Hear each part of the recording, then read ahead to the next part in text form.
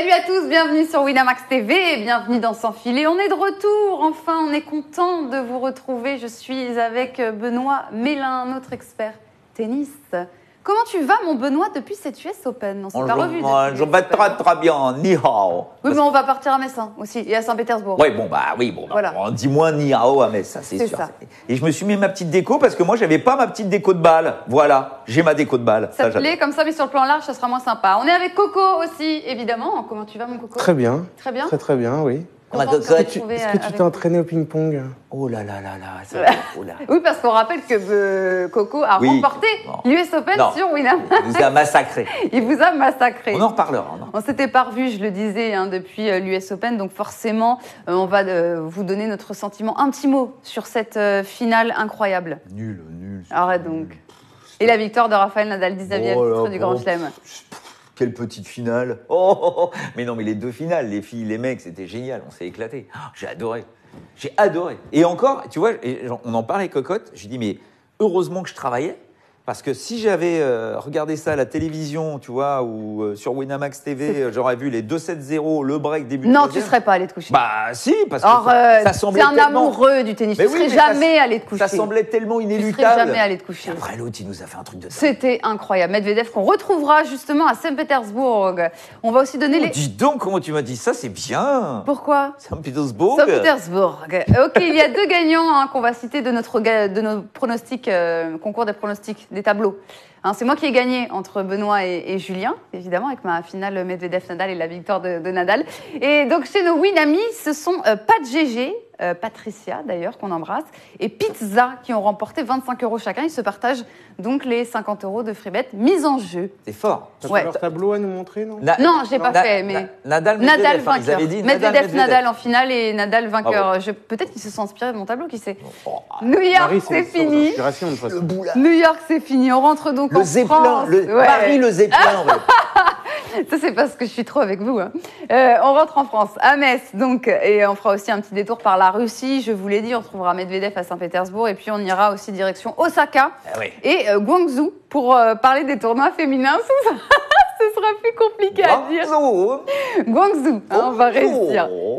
Alors, deux petites codes boostées spéciales. Aujourd'hui, on a décidé de booster les vainqueurs de tournois. On a choisi Metz et Osaka. Et pour Metz, oui, la passe de 4 pour Tsonga, j'y crois, c'est à 10. Hein, J'espère que tu y crois. Oui, Plus que ça, tiens. de 7,50 à 10. Et puis, Osaka, vainqueur Tosaka, à 5, de 3,50 à 5. C'est la tête de série numéro 1. On vous dira pourquoi tout à l'heure. Pourquoi pas? Pourquoi pas. Mais commençons par rester en France. On va à Metz, tour de terrain.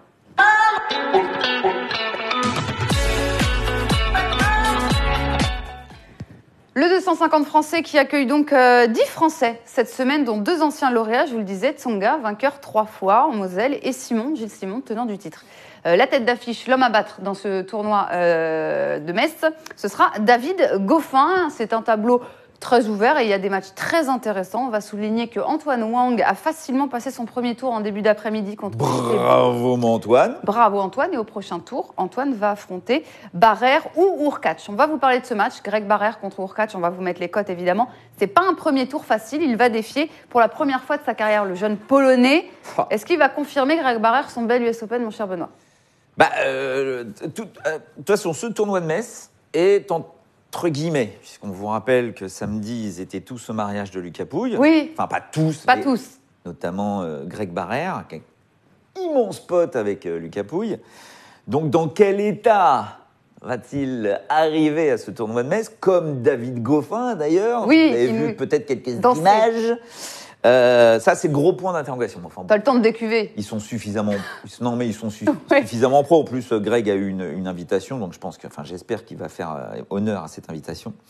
Quoi qu'il en soit, c'est pas facile. Il est à 2,95. C'est pas facile, oui et non, parce que. Enfin, non, c'est pas facile, c'est sûr, mais tu te dis que comme le Greg est un joueur qui a très très bien joué en indoor cette saison, alors. Ok, il n'a pas gagné des tournois ATP, mais il a gagné les tournois Challenger de Quimper, qui joue en indoor, en battant des bons joueurs, notamment en battant Hurkacz.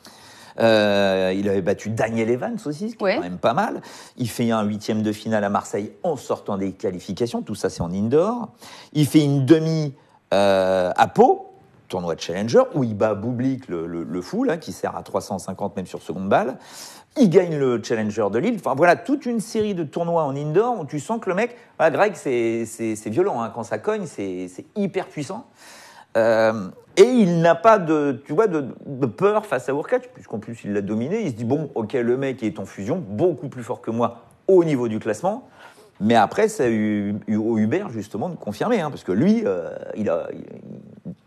allez, entre guillemets, encore une fois, il n'a pas le droit de perdre ce match. Et il s'est totalement troué en Coupe Davis cette semaine. Ouais. En prenant un 6-3, 6-5 contre Tsitsipas. Il y a eu Timo aussi. Il y a eu quelques résultats très bizarres sur cette Coupe Davis bizarre. Là. Est-ce qu'on fait confiance à notre Français sur ce match-là avant de passer à Joe-Wilfried Tsonga? Est-ce qu'il y a des cotes intéressantes à prendre? Je sais que Coco, il croit à Greg Barrère. Petit coup à tenter, Greg Barrère, Coco. Quand vous mettez des matchs de tennis de table... Là, on rappelle que c'est de l'indoor. Voilà, c'est pareil. Hein, en plus, c'est rapide. C'est deux espèces de monstres qui frappent sans arrêt le Hubert au service. C'est quand même impressionnant. Donc, c'est un match où il ne va pas y avoir d'échange. Donc, j'ai presque envie de dire que dans le côté... je mets une piécette, je la mets sur Greg, si c'est intéressant. 2-7 à 1. Le score, simplement. C'est ce que je mets, moi, ça. Ouais, tu vois, 2-7 à 1, pour moi, c'est tout à fait possible, ça. Et pourquoi pas un Greg qui est un très, très bon joueur en salle, en indoor. On est vraiment en indoor, attention. Hein. Et Hubert, pour moi, j'ai pas encore de référence à son niveau sur ce genre de surface. Alors après, ça va l'aider. Hein. Il n'y a pas de perturbation extérieure au niveau du vent, au niveau de tout ça. Donc, il peut être très bien réglé au service. Et là, ça tombe de très haut. Mais j'ai envie de te dire que le Greg, un peu hyper motivé, peut vraiment lui faire mal. On va passer à Tsonga, triple vainqueur du tournoi. Je le redirai jamais assez. Il débutera... Simon aussi, hein, il a gagné 3 fois. C'est vrai. Oui. Il est tenant du titre. Voilà. Tsonga, en tout cas, qui va débuter face à Andujar, un adversaire qu'il a toujours battu, même si leur dernière confrontation remonte à 2015. C'était sur terre à Roland. Oui, je sais. Andujar qui n'a pas joué depuis l'US et Tsonga, lui, qui a gagné un challenger à Cassis. Voilà. On est à donc Tsonga 1,16 et Andujar à 5,10. Attention. Mais attends. D'ailleurs, on dit Cassis plutôt que Cassis. Bien sûr que dit Cassis. On dit Cassis. Cassis, quoi. C'est à Cassis, quoi. Cassis a dit. Je ne sais pas ce match que tu en penses. Ce que j'en pense, c'est 2-7-0 de Tsonga. Moi, honnêtement, Tsonga à 1,16, je ne clique pas. Je trouve que c'est trop risqué. Quand je vois l'US Open parce qu'il reste sur l'US Open d'Andorra. Un US Open monstrueux. Quand je le vois un autre bet que je repense, où justement, sur dur, il a joué Karlovic, je me suis dit, Andujar, sur dur, c'est nul. Et où il a battu Karlovic 3-7-0 ou 2-7-0, je ne sais plus. Je me méfie d'Andujar sur dur maintenant. Et le 1-7, je trouve que ça ne vaut pas le coup. Non, il ne faut pas se méfier d'Andujar. Je préfère prendre un Andujar gagnant. La dernière fois qu'Andujar a dû jouer en indoor, je pense que le général de Gaulle était encore président. Oui, mais c'est ça. Avant cette année, sur 50 matchs de dur, Andujar, c'était une victoire, un truc comme ça. Non, mais là, Joe, on se rend pas compte, mais Joe en indoor, c'est un des meilleurs. C'est impressionnant. C'est 17 titres sur l'ensemble de sa carrière. Il en a gagné 12. Et c'est pour ça que je l'ai mis vainqueur du tournoi, code boosté à 10. Non, après, vainqueur du tournoi, c'est autre chose. Moi, je m'enflamme, j'ai envie de m'enflammer. Mais faut pas oublier que, OK, il gagne Cassis. Bon, tout le monde rigole. 2-0 Cassis, un challenger. Mais c'est bien pour la confiance. Mais toujours est-il que premier tour de l'US Open, on vous rappelle qu'il jamais il doit perdre ce match contre Sandgren. Bon, il s'en mêle un peu les pinceaux. Il bat Kachanov avant à Washington. Voilà, tu sens qu'il y a quand même il y a du fond de jeu. Ça y est, chez Joe, ça devient très intéressant. On a envie de le voir justement, sans oublier qu'il a quand même gagné le tournoi de Montpellier au début de la saison. En battant des petits gars, quoi. Tu vois, Hugo Humbert, Gilles Simon, Jérémy Chardy, le Albot en demi-finale, Pierre Hugerbert en finale. Voilà, un mec qui a ses repères en indoor, qui lâche ses premières, son énorme coup droit marteau derrière, le Andujar. Pour moi, c'est Andujar, mon fils, à l'US Open. Il peut pas lui faire mal. C'est impossible. Il n'a pas de puissance au service. Il n'a pas de coup fort. C'est de son gars sans aucun problème. Gilles Simon, m'embête, mais bon. Gilles Simon, lui, tenant du titre, on va y aller à un rendez-vous avec le Roumain Marius Copil. Ils se connaissent, ils se sont joués 2 fois, partout les 2 fois sur dur. Alors l'Australienne 2018 et Brisbane en 2014. Gilles Simon, qui n'a pas aimé, comme à son habitude, les tournées américaines. Oui. Va-t-il se reprendre à Metz, notre Gilou? Oui, on rappelle qu'il abandonne à l'US au 2e tour avec son problème de cou, là. Mais Gilou, c'est tout le temps la même chose. Hein. On n'en parle pas. Il arrive sur ces tournois-là. Tu dis, bon, machin, Gilou. Oui, mais Gilou, il a gagné 3 fois ce tournoi, quoi.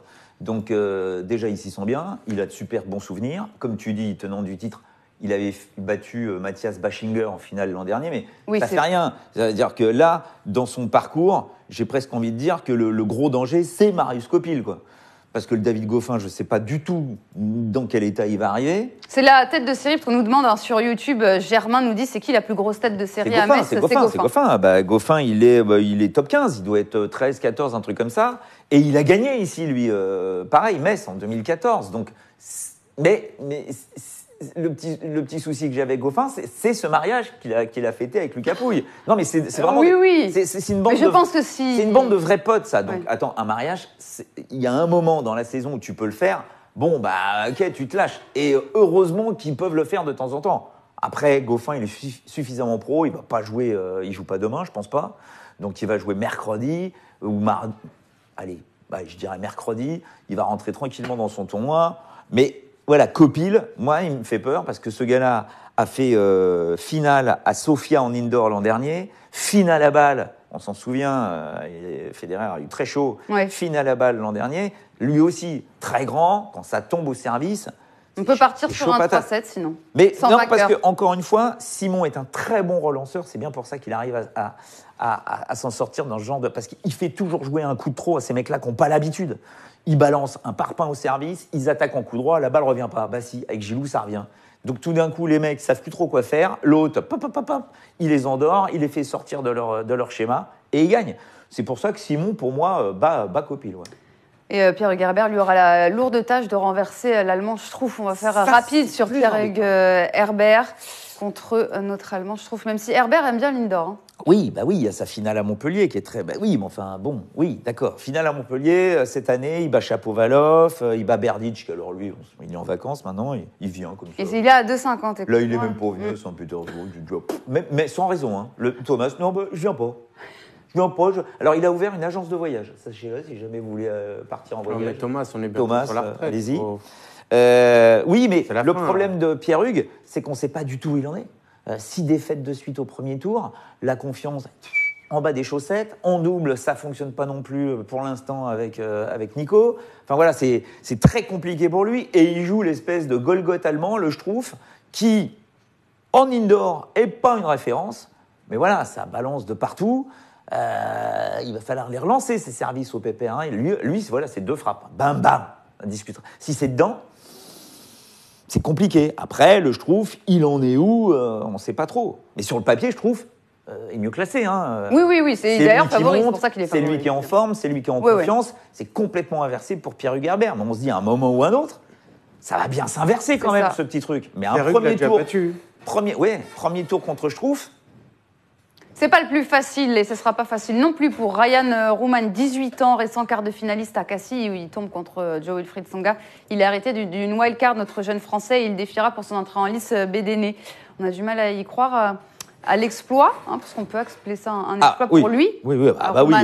431e, s'il bat Bédéné qui doit être 80, un truc comme ça, les 75, oui, c'est un super exploit. Ce qui est drôle, c'est que encore une fois, tu vois, on attend toujours. Il a quoi, 19 ans 18, comme ça, ou 18-19. Il gagne les petits as la même année que Exact, Bianca que Andreescu. Bianca Andreescu, c'est Donc, ça. tu vois, c'était il y a quoi, il y a 2014. 5 ans, un truc comme ça, 5 ans, Semble. ouais. Et il en parle souvent, toi. Il dit oui, moi je la connaissais pas, je parlais pas anglais, elle ne parlait pas français, donc voilà, on tenait le trophée, mais c'est tout, point barre. Et il dit, mais oui, c'est extraordinaire ce qu'elle a fait. Moi, j'en suis pas là et très loin, mais je fais mon petit chemin. Avant Cassis, où il perd contre Tsonga, où Oui. il a une balle de premier set, hein, Quart de finale. il est pas mal du tout contre Tsonga. Avant, il gagne un petit tournoi ITF où il bat des bons joueurs, tu vois. Là, à Cassis, il se tape Blancano. Je crois qu'il bat Quentin Alice aussi. Enfin, tu vois, tu sens que le mec, il est très grand, hein, Ryan, il fait 1m95 ou un truc comme ça. C'est un joueur intéressant, en tout cas. On le surveille depuis longtemps, Ryan, parce qu'on se dit que ça peut être pas mal, ça. De toute façon, on ne peut pas comparer. Ça a toujours été plus dur de percer très jeune chez les hommes que chez les femmes.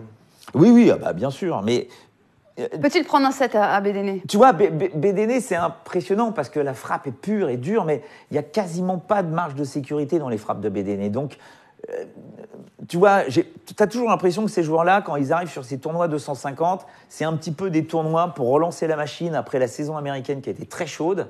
Et là, hop, ils se font un petit tour en Europe parce qu'ils sont dans le coin. Puis après, ils partent en Asie, tu vois. Mais voilà, Ryan va avoir certainement une extra motivation par rapport à ce mec. Moi, je dirais que... Il peut le surprendre sur un premier set, par exemple. Ah, complètement. Et éventuellement, il perd derrière, mais ça fait une cote à 6. Coco, il arrive en pleine forme. Il propose des cotes à 6, Attends, excuse-moi, 5. résultat... C'est Rouman qui prend le premier set et Bédéné qui s'impose donc en 3. Ah oui, mais c'est tout à fait pas mal, ça, à 6, non? Après, il faut qu'il s'habitue aussi à cette frappe. C'est une frappe qui est quand même très particulière, la frappe de Bédéné. Mais voilà, Bédéné, il sort aussi un petit peu, tu sais, voilà, j'ai fait un bel US, attends, j'ai joué le feu. Il va se retrouver dans des conditions complètement différentes. Le Ryan, il est là, il a été invité. Et c'est un peu Hugo Humbert, tu vois, quand il avait été invité aussi à Metz. On se dit, mais qu'est-ce qu'ils vont faire, ces mecs-là? Ils sont pas du tout au niveau. Bah oui, mais des fois, c'est le petit tremplin, quoi. C'est le petit match qui sert de référence pendant 3-4 mois. Et ça peut être ce match-là. Sont présents également dans ce tournoi Benoît Paire et le tout jeune marié, donc Lucas Pouille. Voilà, mais on n'en parle pas pour le moment. De toute façon, on est là encore jeudi, vendredi et samedi. Est-ce qu'un titre français est possible? Moi, j'y crois. J'ai boosté Tsonga, vainqueur, à 10 de cette Pourquoi pas, bien sûr. La passe de 4 pour Tsonga. En tout cas, titre français, tu peux y croire? Un titre français? Oh, oui, ouais. Si, il y a quelques étrangers qui sont imposés. Il y a Basilashvili, hein. Joko a gagné. Basilashvili, il n'a jamais gagné ici. Hein. Non, mais ce que je veux dire, là, les forces en présence. Mais alors, pas du tout. Non, Basilashvili, tu vois, c'est vraiment... Il faut quand même réussir à gratter un petit peu dans ce genre de truc. Et moi, c'est Goffin qui m'inquiète. Moi, ce que j'aimerais beaucoup voir, c'est Basilashvili, Hugo Humbert au deuxième tour. Après, voilà, Hugo, il faut qu'il se tape le qualifié allemand, la Madden, qui est quand même une grosse bête aussi, ça. Mais bon, encore une fois, on a envie de le voir, le Hugo. Qu'est-ce qu'il va faire chez lui? Tu vois, ça y est, il a l'habitude, il sait ce que c'est que la pression maintenant. On a envie de voir un petit peu ce qu'il est capable de faire. Et il peut faire quelques petits dégâts dans ce tableau. Ouais. J'ai le sentiment que si Goffin s'est bien remis du mariage, c'est un peu ouvert, tu vois. Allez, nous, on va s'ouvrir au monde et on va partir en Russie. N'oublions pas Benoît Paire. Hein. N'oublions pas Benoît Paire non plus, qui a passé de très bonnes vacances et qui est en pleine forme. Direction de la Russie maintenant, je vous le dis, pour retrouver le finaliste donc du dernier US Open, Daniil Medvedev. Benoît, le Russe ne prend pas de vacances. Saint-Pétersbourg, il est là, tête de série évidemment, numéro 1, Daniil Medvedev. Non, mais il a soufflé, hein, vous inquiétez pas, il a soufflé. Je me suis renseigné, il est là, mon Daniil, t'inquiète, il est en forme, le Daniil. Il peut aller chercher son 3e titre de la saison, ouais, oui, mais 2019. Surtout, ce tournoi-là, c'est presque, sur cette fin de saison, il a, allez, on va dire 3 tournois sur lesquels il peut se reposer. Entre guillemets, je remets encore des guillemets. Il avait fait quart à Saint-Pétersbourg l'an dernier. Après, il avait fait cette victoire à Tokyo en sortant des qualifs, hein, puisqu'à l'époque, il était au-delà de la 30e place mondiale. Donc là, il va avoir son titre à Tokyo à défendre. Après, il nous avait fait un 2e tour à Shanghai, où il avait perdu contre Federer, mais il n'était pas tête de série, bien sûr. Donc on va dire qu'il a Saint-Pétersbourg, Shanghai et Bercy, qui sont des tournois pour lui, qui va jouer, hein, connaissant le garçon, s'il ne se blesse pas, il va les jouer. Hein. Mais toujours est-il que voilà, ce sont des tournois sur lesquels il peut engranger encore pas mal de points, même s'il est peinard. Hein, il est qualifié pour le Masters, il est tranquille. Hein. Est-ce qu'il a vraiment besoin de se reposer? Parce qu'on l'a tous enterré pendant la finale, la nuit, etc. Puis j'ai l'impression qu'il nous a montré qu'il avait un des plus gros physiques du circuit.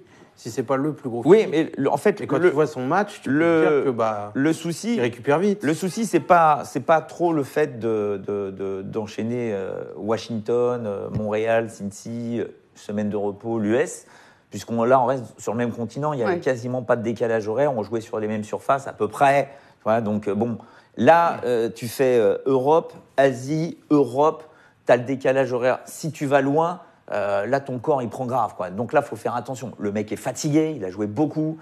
Ce serait ballot, pour pas dire plus, que le mec se fracasse quelque chose avant d'aller jouer son premier Master. Alors qu'il est qualifié. Je pense qu'il va faire les efforts, je crois, sur les gros tournois.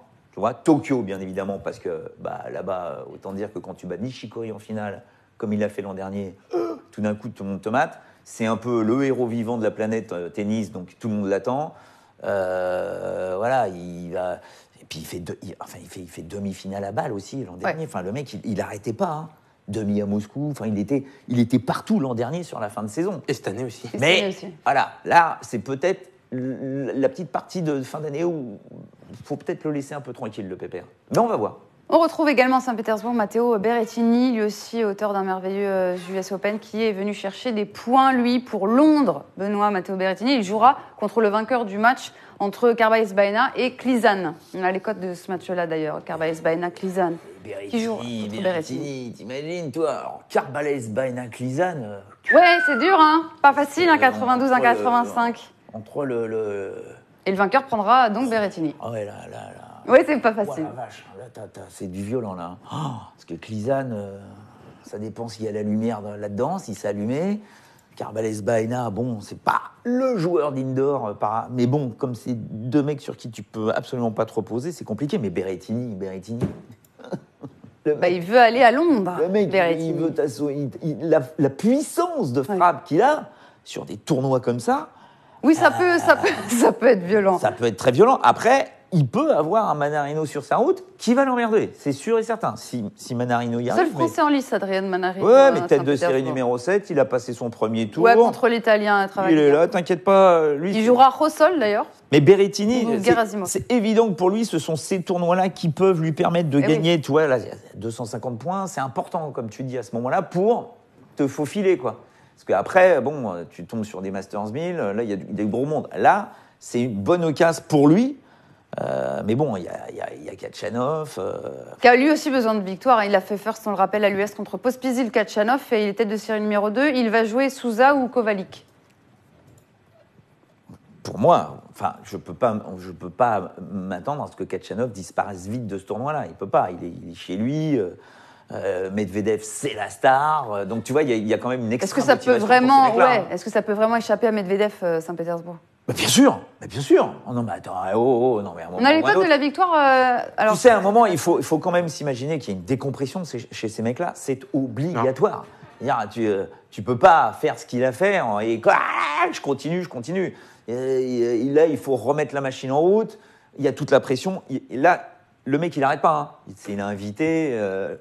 Limite, Poutine prend l'avion pour venir faire un tour à Saint-Pétersbourg. Hein. Serrer les louches et compagnie. Un petit peu de caviar, un petit peu de vodka, même si lui fait très attention. Mais voilà, là, c'est lui la star. C'est pas Kachanov, c'est lui la star. Ça va être intéressant quand même de voir ce que ça donne sur ce tournoi, parce qu'on a vu, après la finale monstrueuse de Wimbledon, un Djoko et un Federer affaiblis qui ont eu du mal à enchaîner. Et la finale qu'on a vue là était du même calibre. Donc, j'attends de voir physiquement comment il est ressorti de cette finale quand même. Oui, après, non. Moi, j'espère qu'il va pas se péter quelque chose.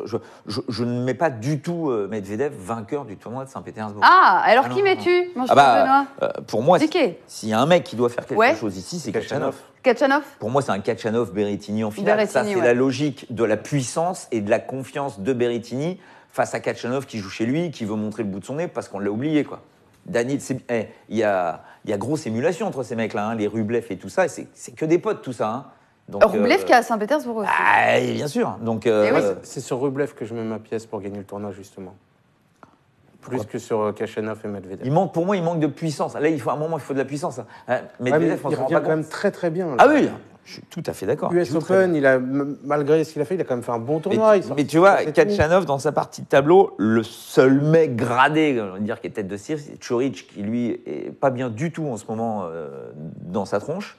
Une histoire avec Riccardo Piatti, ça s'est très mal passé, il s'est séparé de lui. Bon, voilà, enfin, il y avait une très mauvaise ambiance entre les deux. Pour vous dire, voilà, Piatti s'occupait de Sharapova, donc il a un peu délaissé Coric. Coric lui a dit, attends, t'es mignon pépère, mais enfin, t'es mon coach attitré, t'as pas le droit de te casser pour aller t'occuper de la Maria qui met pas une balle dans le cours. Oui, mais bon, Maria Sharapova, Image et compagnie, tu comprends, c'est important pour nous, pour mon académie. Elle est venue s'entraîner dans son académie. Il a laissé de côté Coric. Coric lui a dit, tu dégages, mais bon, ça se passe pas très bien tout ça. Donc voilà, c'est pour ça qu'on le voit un peu moins, le Coric. Et sur ce genre de surface, Kachanov, si c'est dedans. Allez, on va passer maintenant à Planète Tennis parce qu'il y a une petite surprise cette semaine sur la Planète Tennis, alors on va en parler.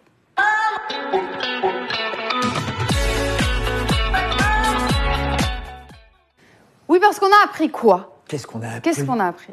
Le teasing absolu. Le retour à la compétition de Julien Varlet. Non, je plaisante. De Clijsters et de Golovin. Et oui, après 7 ans loin des cours, Clijsters, 36 ans quand même, a annoncé jeudi son retour à la compétition en 2020. l'ancienne numéro 1, était déjà sortie, on le rappelle, d'une première retraite en 2009. Ça avait été d'ailleurs un retour fracassant. Et là, elle se lance le plus grand défi de sa carrière. Puis-je être une mère de 3 enfants et la meilleure joueuse de tennis possible? Allons-y pour une dernière fois. Rendez-vous en 2020. Je n'ai rien à prouver, mais je veux me lancer ce défi et j'aimerais être forte de nouveau. Benoît, on y croit au retour de Clijsters? D'ailleurs, dans le chat, dites-le nous, que ce soit sur Winamax ou sur YouTube, on vous lit.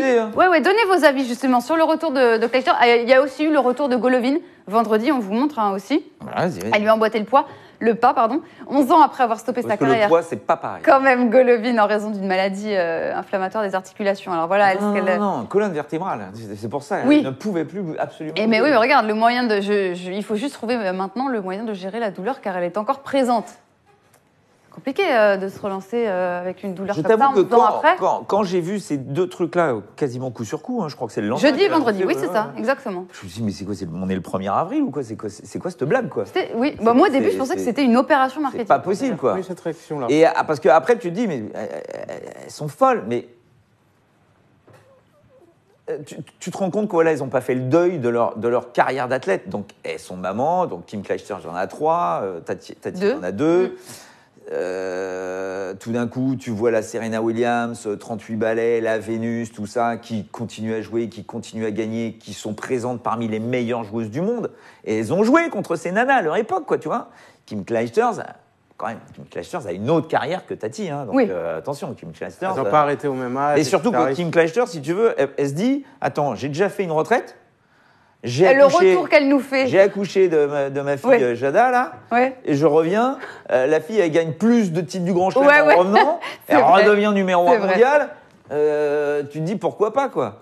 Et Stan 12 nous dit justement, je crois que ça montre surtout que de l'extérieur, la WTA semble prenable. Mais tu penses que c'est vrai, c'est ça le en tâche de fond? Ça doit être hyper flippant pour celles qui sont en place, parce qu'elles se disent, mais je vais me retrouver avec ces anciennes gloires là, qui vont débouler là-dedans. Le feu intérieur en disant mais attends c'est pas le problème de toucher. Quand Marion Bartoli s'entraînait et qu'elle a on rappelle qu'elle a envisagé son retour et au final elle a dû y renoncer. Et quand on va les voir taper la balle, ces filles souvent elles tapent au centre national d'entraînement. Je peux dire qu'au niveau du toucher de balle, de la frappe de balle, de la puissance de balle, de la mettre là où elles veulent, tu perds pas, c'est impressionnant. Le problème c'est le déplacement. Et c'est pour ça que Marion Bartoli à un moment elle savait bien que c'était pas possible. En plus, elle a l'épaule complètement en vrac. Donc, elle s'est dit, ça sert strictement à rien. Kim Clijsters, elle s'est préparée.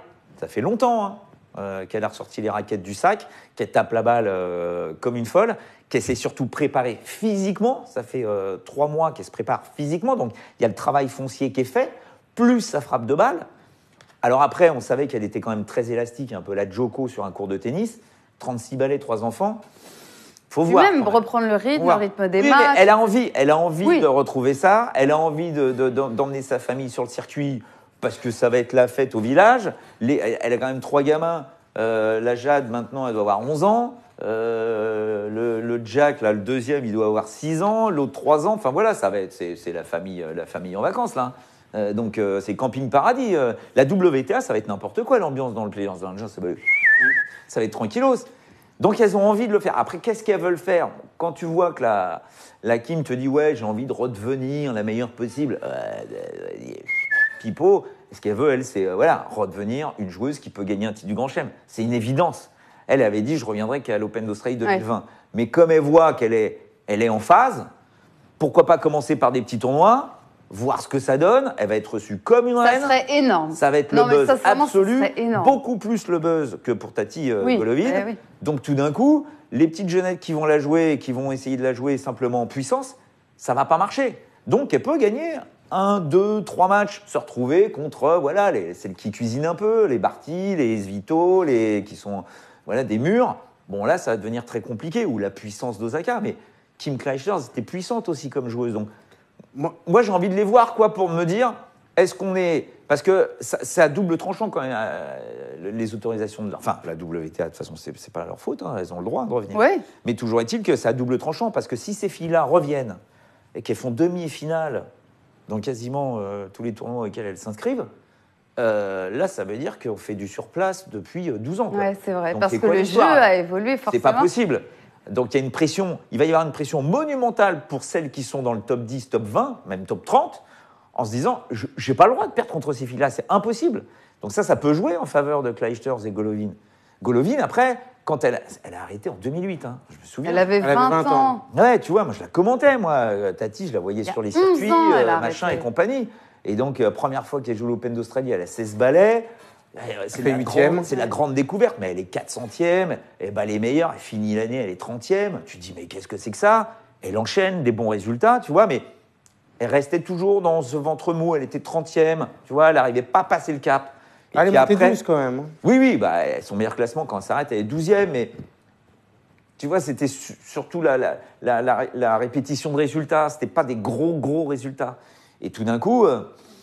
boum, cette spondylarthrite ankylosante, là, J'arrive pas à prononcer. C'est une inflammation. Je te l'ai laissé. C'est une maladie inflammatoire. Des articulations. En fait, c'était au niveau de la... sur la zone de la colonne vertébrale. Donc mais tu la voyais, elle souffrait le martyre. Et là, elle a beaucoup parlé avec des toubibs, parce qu'elle est devenue, en fait, une espèce de personne qui venait à des colloques avec des toubibs, qui parlait de cette maladie à ceux qui l'avaient, et il expliquait, voilà, ce qu'elle avait ressenti, comment elle avait essayé de se soigner, ce qu'elle avait fait, tout ça. Et puis, c'était il y a 12 ans. Donc, tout d'un coup, les toubibs lui ont dit au fur et à mesure que, oui, on avait maintenant des possibilités de calmer la douleur, de faire en sorte que tu puisses faire du sport en ayant ce problème-là. Et donc, elle se dit, mais pourquoi pas? Le problème, c'est qu'elle s'est entraînée chez Patrick Mouratoglou cet été et qu'elle a mal. Donc, oui, jouer avec la douleur, c'est bien beau, mais jusqu'à quel point, c'est quoi. Ça. Donc, et on parle de haut niveau. Tati, moi, là, c'est une énorme surprise, quoi. Je me dis, ok, elle aussi. Qu'est-ce que. Je trouve que c'est embêtant parce que tu as envie de leur dire, les filles, vous n'avez pas fait le deuil là, de votre passé d'athlète, de championne, c'est sublime. Mais à un moment, faut. Tu vois, Marie Pierce n'avait jamais donné non plus. Elle n'avait jamais dit, je prends ma retraite. Elle a toujours laissé planer le doute. Elle disait, ouais, je m'entraîne. En fait, je peux jouer avec mon genou. C'est compliqué de mettre un point final à toute un pan de ta vie. À un moment, t'es obligé de le faire quand même pour t'épanouir dans ta vie de tous les jours. Tu vois, Amélie Mauresmo, moi, j'étais persuadé qu'elle reviendrait. J'en avais parlé avec elle. Elle m'avait dit, mais jamais, quoi. Ça y est, moi, j'ai complètement tourné la page. J'adore ça toujours, hein, mais j'ai tourné la page, je ne reviendrai pas. Mais voilà, il y en a apparemment qui n'y arrivent pas. Et c'est tout à leur honneur d'essayer. Après, ce qu'elles veulent faire exactement, là, j'en sais rien. Et on va finir avec Sauzeux qui dit « J'annonce le retour d'Andy Roddick en 2022 ». Voilà, on va passer aux femmes rapidement, à moins que Coco, tu veuilles dire un truc... Non, vas-y, c'est bon. Chez les gars, je pense pas que ce soit possible. Je pense pas que ce soit possible parce qu'il y a une telle... là, il y a un tel niveau quand tu arrives vers le top 20, alors que tu te rends compte que chez les filles, c'est peut-être aussi ça qui les pousse, c'est que personne ne domine ce circuit, quoi. Donc à un moment, pourquoi pas, moi j'irais pas me faufiler jusqu'à la 20e place mondiale. Et puis c'est de l'argent. Hein. Faufilons-nous au Japon. Allez, c'est parti.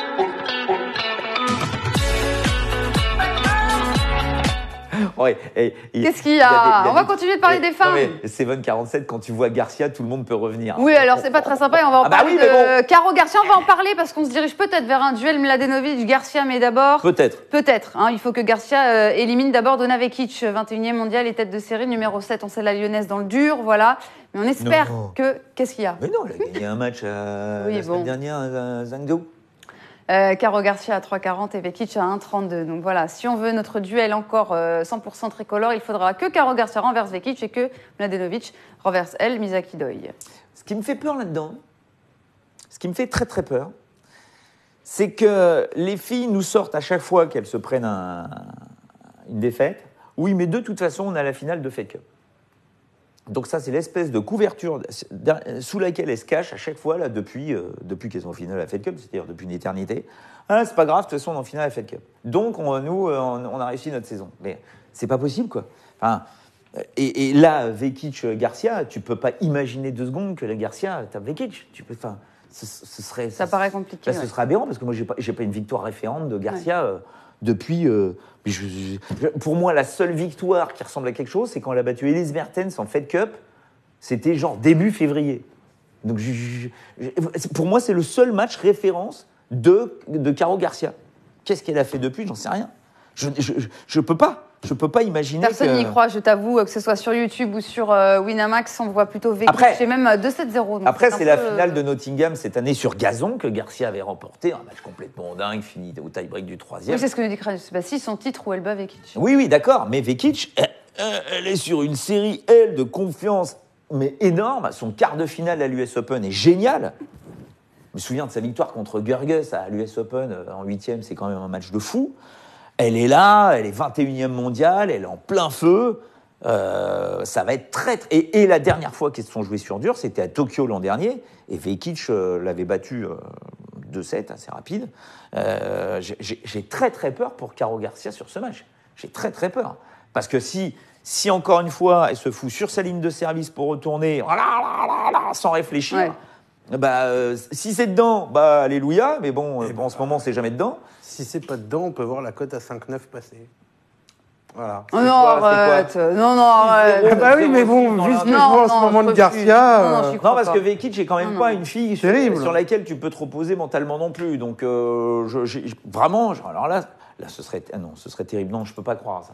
Non, 6-0, je peux pas. Non, t'es dur. Là, non, cocotte, C'est très dur. t'es- J'espère que tu seras moins dur Non, avec... non, là, t'es une saloperie. Oui, mais elle me désespère psychologiquement depuis le début de la saison. Tu vas peut-être te... Non, mais pas depuis le début de la saison. Je suis à Et vous. là, c'est ça qui est bizarre, c'est que de temps en temps, elle nous fait un résultat. Bon, là, Mais oui, il y en mais c'est a pas plus depuis suffisant. une éternité. Ça Non. nous dit ce n'est pas beau de tirer sur l'ambulance. Oui, ça c'est sûr. Mais On s'en fout. enfin, je peux pas y croire. Je Non, peux mais pas y là, croire. tout le monde partage ton avis. On va passer Ok. sur Mladenovic. Mladenovic, il doit Ah bah écarter non. Misaki Doi, la japonaise, qui est en forme. Elle a fait finale à Hiroshima. Hein. Ouais.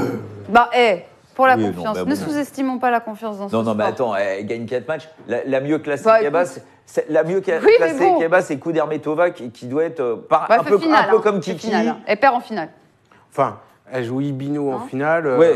Oui. Mais non. Ibino qui... Si. Elle gagne pas Hiroshima. Non, c'est Rien, pardon, c'est finale. Ibino qui gagne le tournoi. Mais elle bat Kudermetova, voilà, qui est même classement quasiment que Kiki Mladenovic. Donc tu dis why not? J'y crois pas 2 secondes. Ok, J'y crois pas 2 secondes. Pour moi, Kiki va gagner ce match facile. pour 2. Oui, je la verrai assez gagner facilement. Eh bien, tu rejoins sans chaussettes dans le Pour- chat. pour- Il nous annonce pour- Kiki 2-0. Pour une raison très simple, c'est que je trouve que Kiki, même si effectivement il n'y a pas de confirmation, elle arrive quand même à commencer à mettre en place des choses qui sont intéressantes sur le court.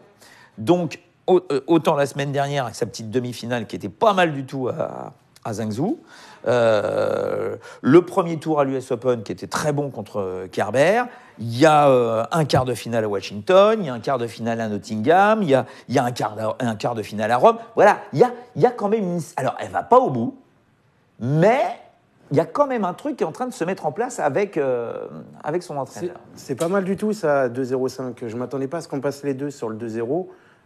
Moi, je trouve que c'est une belle cote, là.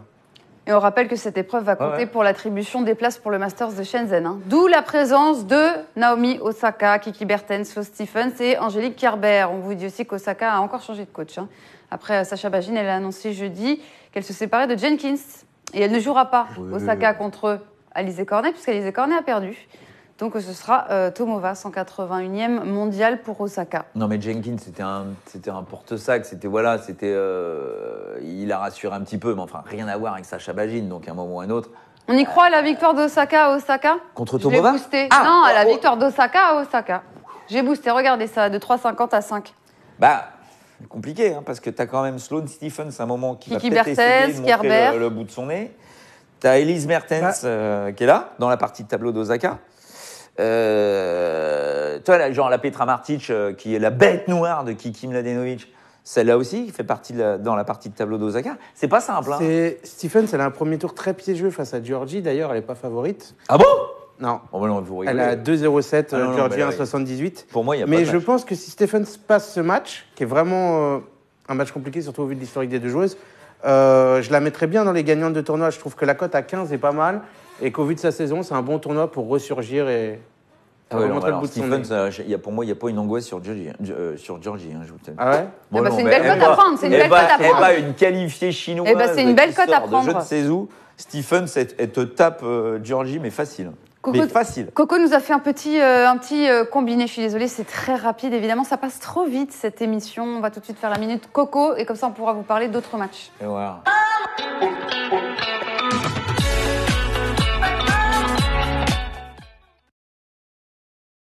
Nadie Pour Cocotte. combiner une petite cote à Fais-nous rêver. 5, qui nous a valu quelques petites embrouilles en haut. Non, je plaisante, mon coco. Mais voilà, Greg Barrère, on vous l'a dit, 2,84. Pas mal. Sophia Kenin, qui va jouer. Alors, Sophia Kenin. Elle est où, la Kenin? Ah non, elle doit être à... Kenin. Elle est à... Elle joue, à Guangzou. Oui, parce qu'il y a Guangzou aussi. Hein, on vous a Elle pas parlé, joue mais- Sigmund. Elle joue Sigmund, oui. Ouais, très 1,17. bien. Madison Keys. Madison Kazatsuna. Keys. Oh. Et Fiona Ferro, notre Française, qui est... Non, Ah, elle Julie doit... Zawadzka. Elle doit... Alors, j'avoue que Zawadzka, je la connais pas. Je jeune ukrainienne, me suis renseigné, 19 ans. issue des qualifs. Issue des qualifs, très bien. Mais bon, Fiona Ferro, merde, hein. Fiona Ferro, 3e tour US, 8e à Zhangzhou. Il aime bien le combi Climax, tu vois, mon cher Coco. Ah ouais, moi j'avoue que celui-là, il est pas mal. Hein. Ferro, ça se tente, Ah, pour ouais, 10 stand ouais, 12. ouais, Alors, ouais, sachez que, pour pas vous mentir et pour soulager Coco, Fiona Ferro, c'est moi qui l'ai forcée à la mettre. Voilà. Qui, Ferro? Oui. Bah Je ouais, voulais pas me la mettre c'est et intéressant, c'est j'ai forcé intéressant. Coco. Voilà, vous savez. Non, tout, non, mais cette émission. elle est très intéressante, Fiona, en ce moment. Moi, hein. je voulais Sonego et Gerasimov, dont on n'avait pas encore les codes. On n'avait pas encore les cotes, exactement. Ah ouais. Vous pouvez vous inspirer du combiné de Coco, hein, c'est juste Ah une oui, c'est pas mal. proposition. Ça, hein. Si vous voulez un Euh, truc très safe, il y a le Keys Kenin qu'on reprend et Tom Jalnovic en plus. Voilà, mais Tomel Lajovic à Séoul. C'est hein. ça. N'oublions pas, donc Guangzhou, il y a aussi Svitolina, on n'en a pas parlé, mais elle a perdu des précieux points dans la lutte pour la qualif pour le Masters, parce qu'elle perd en quart à Zhengzhou, Svitolina. mais Donc là, elle va essayer de se refaire Elle à... avait joué 2 matchs la Guangzhou. même journée, et puis un Ouais. match de dingue. Hein. Donc, à prendre avec des pincettes, cette défaite, hein, contre Mladenovic. Kiki. Et nous, on va pas prendre des pincettes tout de suite pour le tie-break. Oh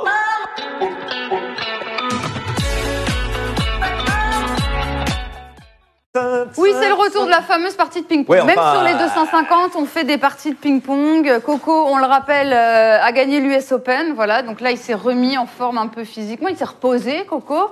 Il arrive avec une cote à 1,52. On va changer de côté. Ah non, regarde, Ah c'est non, parfait, c'est vrai. c'est parfait. J'ai l'impression qu'en ce moment, il n'y a pas de partie, tu vois. Oh, Oh là là. Quand je Non, gagne, mais non. y Exclamation a pas quiz, match team Coco, team Benoît. Et quand je perds, il n'y a pas 25 match. € si Benoît s'impose, 15 € si Coco s'impose.